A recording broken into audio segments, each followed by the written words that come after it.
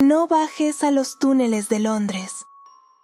Mi padre siempre ha sido un firme creyente en lo sobrenatural, o al menos le interesaba mucho. Trabajó como electricista en el metro de Londres, y sus compañeros de trabajo siempre le contaban muchas historias de fantasmas. Solía decirme que era mejor tener la mente abierta sobre las cosas que no entendemos del todo. Yo, por otro lado, siempre permanecí escéptico sobre este tipo de cosas, hasta que un día, cuando papá me contó una historia con tanta sinceridad, sentí una genuina preocupación por él. Aunque tendía a cuestionar cualquier cosa que se considerara paranormal, la forma en que mi padre contó esta historia con tanta honestidad en su voz me hizo comenzar a cuestionarme a mí mismo. Era una historia extraña, no la típica historia de fantasmas que esperaba de alguien que trabajaba en los túneles supuestamente embrujados del metro de Londres. Quería creerle a mi padre, pero el relato de esta historia era tan extraño que a menudo me pregunté qué sucedió realmente en esos túneles y qué posibilidades alternativas podrían haber ocurrido allí. Todo empezó el día que fui a visitarlo a él y a mi madre durante la temporada de fútbol. El estadio de Wembley estaba abarrotado y todos los vecinos estaban viendo el partido por televisión, metiéndose en el espíritu del juego. No sé exactamente qué me hizo recordar esto, pero de repente me vino a la mente un acontecimiento que tuvo lugar en mi infancia, sin que nadie se diera cuenta. Me acordé de cuando tenía unos 5 o 6 años y estaba en nuestra antigua casa familiar. De repente, llamaron a la puerta. Mi padre contestó, esperando que fuera un paquete que era un regalo de cumpleaños adelantado para mi hermana menor, pero resultó que eran 3 hombres con trajes oscuros. No podía recordar exactamente a qué empresa o grupo representaban estos hombres. Creo que cuando era niño, simplemente asumí que eran del lugar de trabajo de papá. Querían hablar con él y mamá a solas, así que mi padre nos hizo salir a mí y a mi hermana pequeña de la sala de estar para que estos hombres misteriosos pudieran tener esta charla secreta con él. Al cabo de un tiempo, se fueron y mis padres estaban de un humor extraño. No podía decir si estaban molestos o enojados, o ambas cosas, pero a mí, como niño, me confundía y me inquietaba verlos así. Años después, en esa misma sala, el recuerdo resurgió y me sentí obligado a preguntarle a mi papá sobre los hombres de traje. Casi inmediatamente, mi padre detuvo la televisión, dio un gran suspiro antes de mirarme directamente, sus ojos atravesándome. Sentí como si acabara de preguntar sobre un tema muy tabú, ya que mi padre se quedó mirándome, antes de finalmente apartar la mirada y asentir con la cabeza. Me dijo que probablemente tenía la edad suficiente para escuchar su historia, aunque me dijo que no me culpaba por no creerle. Es una historia extraña, dijo, pero me ha perseguido durante años. Supongo que no recuerdas a mi amigo Simón, ¿verdad? Solíamos trabajar juntos. Negué con la cabeza en respuesta. No, supongo que no, comentó. Eras demasiado joven en ese entonces. Tenía solo unos 4 años cuando... Su voz se apagó y se quedó en silencio por unos momentos, antes de sentarse, ajustarse las gafas e inclinarse hacia adelante para mirarme desde la silla de enfrente, listo para contarme su historia. Hace unos 20 años, papá y sus compañeros de trabajo tenían un trabajo en la estación de Holborn. Era un trabajo típico y rutinario, simplemente arreglar algunas luces en los andenes y revisar los túneles. Estaban él, Nigel, Tariq y Simón. Nigel era el mayor y el senior de los trabajadores, y también era un tipo sensato. Tariq era el miembro más joven y más nuevo del equipo de trabajo. Era el típico novato, muy nervioso en el trabajo, y a menudo miraba a Nigel o a mi padre en busca de consejos. Mi padre era el bromista del grupo. A menudo bromeaba en el trabajo o contaba anécdotas raras y locas para divertir a sus colegas en las noches largas y aburridas. Luego estaba Simón, o como lo conocían entonces por su apodo, Simple Simón. Según papá, Simón era un tipo agradable, aunque no muy crédulo, y algo lento para captar una broma que normalmente se hacía a su costa. Sin embargo, compartía el interés de mi padre por los sucesos paranormales del metro de Londres, y los dos habían sido buenos amigos, junto con Nigel, con quien se reunían los fines de semana para ir al pub local. Según explica mi padre, los cuatro se aventuraron a atravesar la estación de Holborn para recoger suministros de los andenes en desuso de la rama Aldwych de la estación. Estos andenes habían estado en desuso durante la última década y se utilizaban como una especie de lugar de almacenamiento para equipos de ingeniería que se habían dejado acumular polvo. Para llegar a donde tenían que ir, primero tenían que recoger parte del equipo y luego bajar por los túneles desde allí hasta la primera sección transversal. La estación era vieja y aún conservaba las baldosas amarillas y agrietadas que se usaban en la década de 1910. Mi padre dijo que el lugar en sí tenía una sensación inquietante incluso antes de aventurarse en los túneles, que se decía que tenían varias apariciones fantasmales. A lo largo del andén 6 había un lugar conocido como The Hostel, un conjunto de cuartos de servicio que habían sido utilizados para albergar a inmigrantes y civiles de la Segunda Guerra Mundial durante los bombardeos de Londres. Fue en esta misma plataforma donde se encontraron con el cuerpo de la rata. Por lo general, esto era algo común, especialmente en el metro, y luego lo limpiaba otro equipo de trabajo durante la noche. Pero lo que le pareció extraño a mi padre y a los demás fue que la rata parecía estar medio devorada y regurgitada. No era más que trozos de carne, pelo y esqueleto, unidos por una sustancia amarilla pegajosa que probablemente era vómito. La pregunta era, ¿qué pasó exactamente con la rata? Obviamente algo se la había comido, o al menos la mayor parte, pero ¿qué pudo haber hecho eso?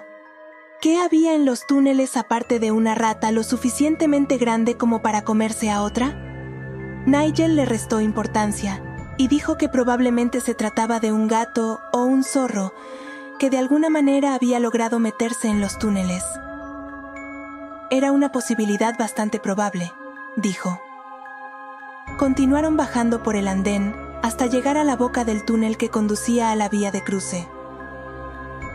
Todos estaban acostumbrados a la oscuridad abrumadora de aquellos túneles subterráneos claustrofóbicos, y el más mínimo ruido o temblor podía explicarse fácilmente.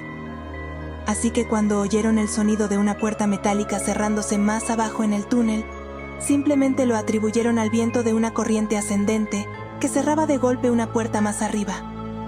Esta suposición solo tenía dos problemas.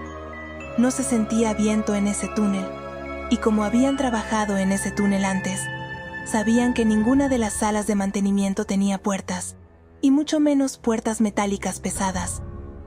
Pero, aún así, el sonido resonó por todo el túnel oscuro, mientras el grupo reflexionaba sobre qué podría haber estado produciendo ese ruido.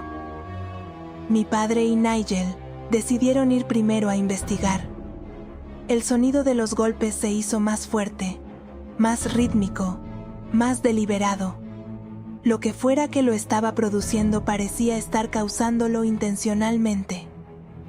Nigel gritó, pensando que era otro trabajador que les estaba gastando una broma, mientras ambos se acercaban lentamente al lado izquierdo del túnel hacia la sala de mantenimiento. Sin embargo, no hubo respuesta y, justo cuando gritaron, el sonido de la puerta cesó por completo. Pronto, Simón y Tariq los siguieron de cerca, y los cuatro hombres se acercaron nerviosos, listos para enfrentarse a lo que fuera que estuviera allí con ellos en la oscuridad. Simón se ofreció a entrar primero, iluminando con su linterna las sombras vacías de esa gran habitación abandonada. Ninguno de ellos podía explicar lo que encontraron. Acurrucado en el rincón de aquella habitación, era un montículo grande, de un verde brillante, aproximadamente del tamaño de un ser humano, acurrucado en el rincón oscuro de la habitación detrás de un pilar de hormigón. No fue hasta que Simón entró más en la habitación que este montículo levantó la cabeza y se giró para mirarlo. Parecía más o menos la cabeza de un pájaro, unida a un largo cuello verde. La cara era de un beige rosado, con un gran pico rojizo, una pequeña melena de plumas verdes que bajaba desde la parte superior de la cabeza hasta la base del cuello. Sus penetrantes ojos azules miraban directamente a la linterna. Su gran pupila se contraía por el brillo de la luz que le apuntaba. Simón permaneció inmóvil, mirando a la criatura, mientras los otros tres que estaban junto a la puerta también la observaban. La criatura, acurrucada en un rincón, permaneció inmóvil, pero miró a Simón con las pupilas entrecerradas, su cuello estirado hacia atrás, en un ángulo inquietante, mientras lo miraba por encima del hombro. Mi padre me dijo que no podía creer lo que estaba viendo e intentó racionalizar qué podría ser aquello. Quizás se trataba de algún tipo de accesorio elaborado colocado allí, desde un set de filmación, ya que la estación misma se había utilizado para películas en el pasado. Tal vez era un animal real que se había escapado del zoológico de Londres, aunque no tenía idea de qué tipo de animal era. Tenía que ser algún tipo de pájaro, sin duda, pero no sabía exactamente cuál. La apariencia de la criatura se volvió aún más desconcertante cuando, mientras el grupo permanecía estupefacto y demasiado asustado para moverse, la criatura comenzó a ponerse de pie lentamente, muy lentamente, sobre sus patas traseras. La criatura, de cara a la pared, se erguía sobre patas delgadas parecidas a las de un pájaro, que parecían sostener de manera imposible el gran y obeso cuerpo de la criatura. Sus brazos parecían estar metidos debajo de sus costados, no completamente visibles desde el ángulo en que los trabajadores y mi padre la observaban, pero pudieron ver una cola larga y con mechones que parecía pertenecer a una vaca más que a un pájaro. Cuando este extraño animal se dio vuelta lentamente para mirar a mi padre y a los demás trabajadores, todos pudieron ver su torso humanoide rechoncho, la parte inferior rosada y carnosa con lo que parecían grandes pechos humanos, un estómago enorme y genitales masculinos humanos expuestos. Los brazos, ahora completamente visibles, parecían las extremidades anteriores de un ave rapaz, con plumas verdes brillantes en las axilas. Este extraño pájaro parecía bastante endeble y torpe cuando se puso de pie. En retrospectiva, pensó papá, esta criatura casi parecía cómica en su apariencia, si no fuera por el hecho mismo de que esta quimera de criatura existiera en primer lugar. La naturaleza misma de esta criatura era un enigma. Si era un disfraz o un accesorio, era demasiado detallado y sus movimientos demasiado naturales para ser falsos. Si acaso se pudiera llamar natural a esta monstruosidad. Simón fue el primero en hablar y le habló a la criatura. Por alguna razón, Simón pensó que podía comunicarse con este animal. Lo llamó como si esperara que hablara. Tal vez, pensó papá, Simón esperaba que la voz humana de un bromista saliera caminando de detrás de aquella cosa. ¿Hola? La criatura inclinó la cabeza, como un perro curioso que escucha las órdenes de su amo. Y para sorpresa de todos, la criatura realmente respondió, imitando la voz de Simón a la perfección, aunque con una voz irritantemente aguda mientras abría su pico ligeramente para hablar. ¿Hola?, dijo el animal. Mi padre intentó llamar a Simón para que se alejara de la criatura. Era evidente que algo no iba bien. Aunque se tratara de un accesorio o un disfraz, ¿qué hacía en esos túneles? ¿Había una persona con un traje de pájaro esperando a que alguien se lo cruzara? Quienquiera que estuviera controlando esa marioneta o disfraz gigante estaba claramente trastornado hasta cierto punto. Mi padre y Nigel acordaron en ese mismo momento informar de ello a los superiores y le dijeron a Tariq que llamara a las oficinas con su radio bidireccional. Pero antes de que ninguno de ellos pudiera actuar en función de lo que acababan de descubrir, Simón se acercó a la bestia. «Tu nombre es Kaiyán, ¿no? Tu nombre es Kaiyán, ¿no?», respondió la criatura con voz ronca y aguda. «¿De qué diablos estás hablando?», le preguntó Tarik a Simón en un susurro, no queriendo que su voz provocara a esta criatura frente a ellos. Simón se dio la vuelta, casi optimista, como si acabara de hacer un nuevo amigo. «Ese es su nombre, Kaiyán. Ese es su nombre, Kaiyán», repitió la criatura. «Aléjate de ahí», gritó mi padre. Simón levantó la mano como para tranquilizar a mi padre. «No, no, está bien, le han hecho daño. No, no, está bien, le han hecho daño». Hasta el día de hoy, mi padre no sabía por qué la criatura solo copiaba la voz de Simón, ni por qué Simón actuaba de la manera en que lo hacía con la criatura. Era como si el animal tuviera algún tipo de control mental sobre el pobre Simón, llevándolo más cerca de la criatura mientras él, por alguna razón, intentaba razonar con papá y los demás sobre que este monstruo era amigable. No fue hasta que Simón estuvo a solo unos metros de la criatura que extendió una mano para tocarla. Y la criatura hizo lo mismo con su ala con punta de garra hacia Simón. Los demás no podían hacer nada más que mirar. ¿Horrorizados? ¿Desconcertados? Era difícil precisar la emoción exacta que sentían todos en ese momento. Pero pronto esos sentimientos confusos se hicieron más evidentes en cuanto Simón y la criatura entraron en contacto físico. Inmediatamente después de ese momento, el cuerpo de Simón pareció contorsionarse, agachándose y metiendo los brazos bajo las axilas, casi imitando a la criatura que tenía frente a él. La vista era extraña, por decirlo menos. En ese momento, Simón estaba actuando de manera más extraña que la bestia que tenía frente a él. Todos se habrían reído ante este espectáculo si no hubiera sido por el horror absoluto que siguió. «Soy Kaiyán, ¿no?», dijo la criatura sin que nadie se lo pidiera.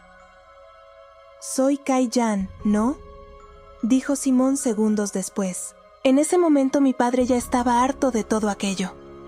Caminó hacia adelante para alcanzar el hombro de Simón y tirar de él hacia atrás, cuando la criatura pájaro le gritó a mi padre. Un ruido que lo sacudió hasta la médula, como él mismo dijo.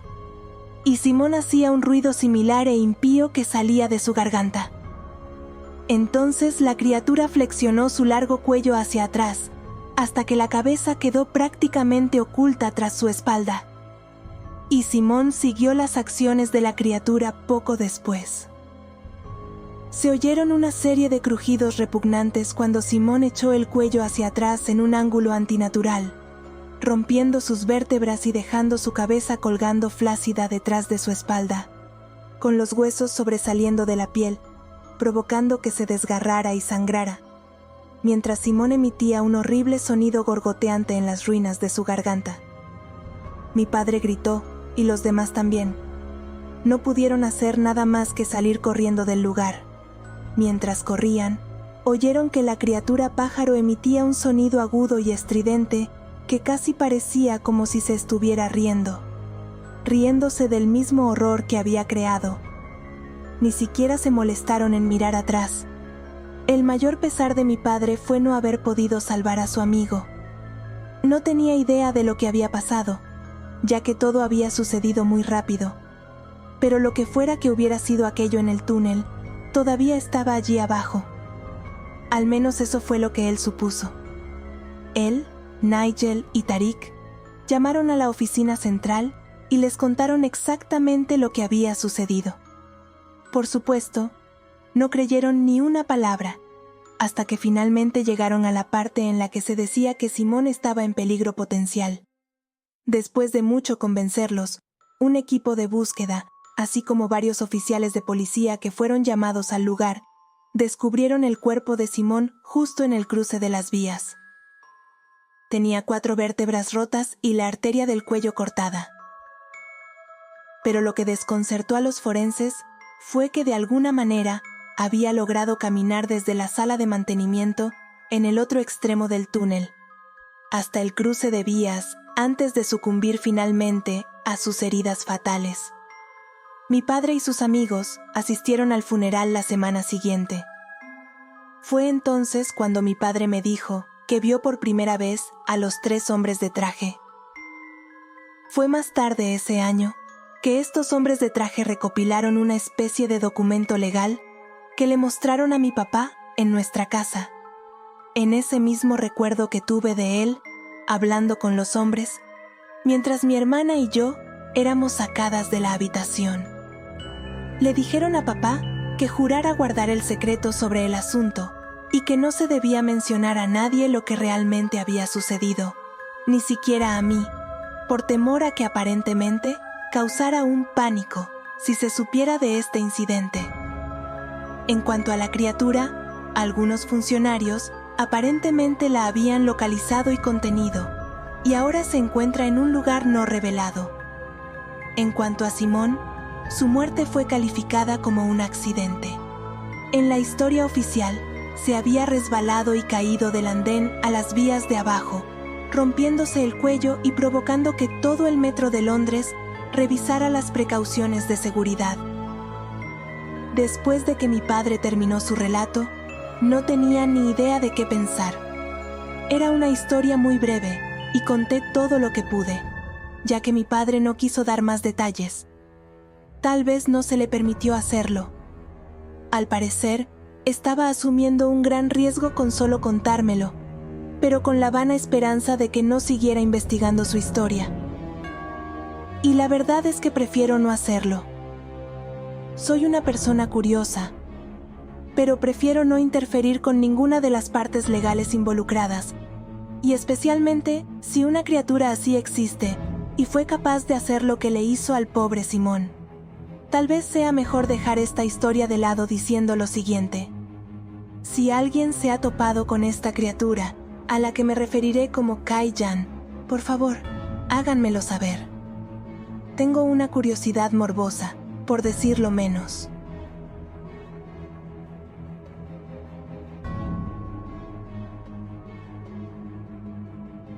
Gracias por acompañarnos una noche más. Espero que hayas disfrutado de este relato tanto como yo disfruté narrándolo. Recuerda, en la Cofradía Nocturna siempre hay más misterios por descubrir y más historias que harán que tus noches sean inolvidables. Si te atreves a regresar, suscríbete y activa las notificaciones para no perderte ninguna de nuestras oscuras aventuras. Soy Lisandra y esto es La Cofradía Nocturna.